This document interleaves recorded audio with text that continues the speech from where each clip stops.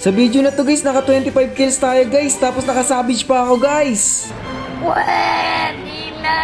Pero una sa lahat guys, i-explain ko sa inyo guys kung paano yung ginagawa ko rotation sa Haya guys. Inuna kong buff dito guys, yung blue buff guys, kasi nandito yung mga kakampi ko guys malapit sa akin guys. Ang kaso nga lang guys, yung dalawa, yung mid namin at roamer namin guys is nagbebebe time guys sa mid lane guys.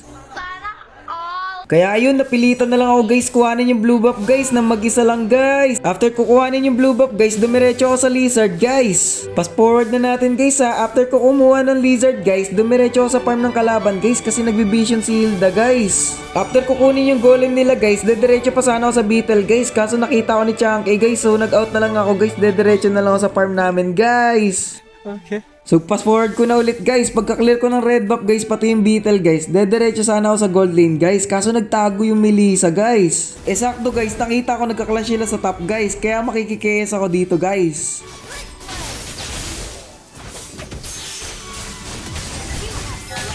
At dahil nakapitas tayo guys, hindi na sila mag-contest ng turtle guys. At dahil naka-item na nga ako dito guys, syempre mag-invade na tayo nyan guys. Panoorin nyo yung gagawin kong play dito guys.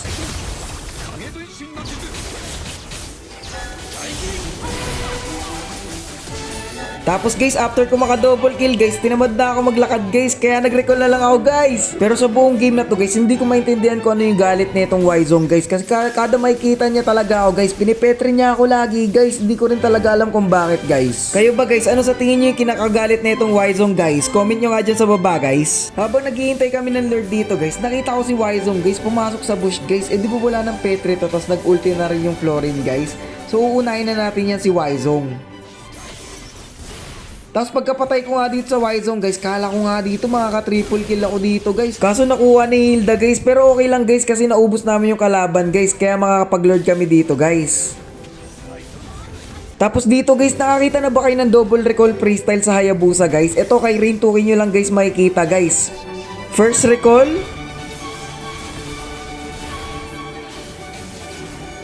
Second recall. At eto na nga guys, kung isa ka sa naghihintay dun sa sinabi ko nakasabit ako, panoorin nyo to.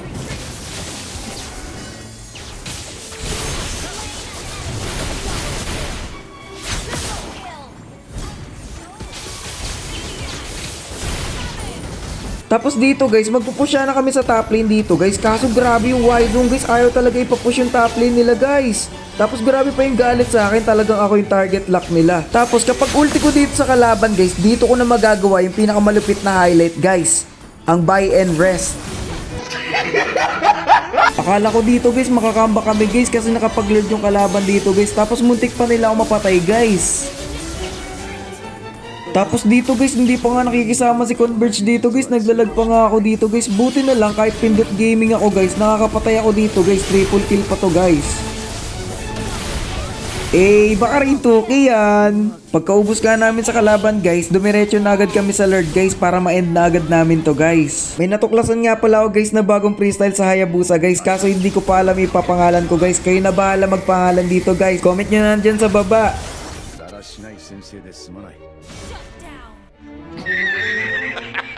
Grabe guys, ang lag talaga ng wifi namin guys. Di ko alam kung bakit guys, pero buti na lang na end ng mga kakampi ko dito guys yung game. Kaya ayun, salamat sa panonood.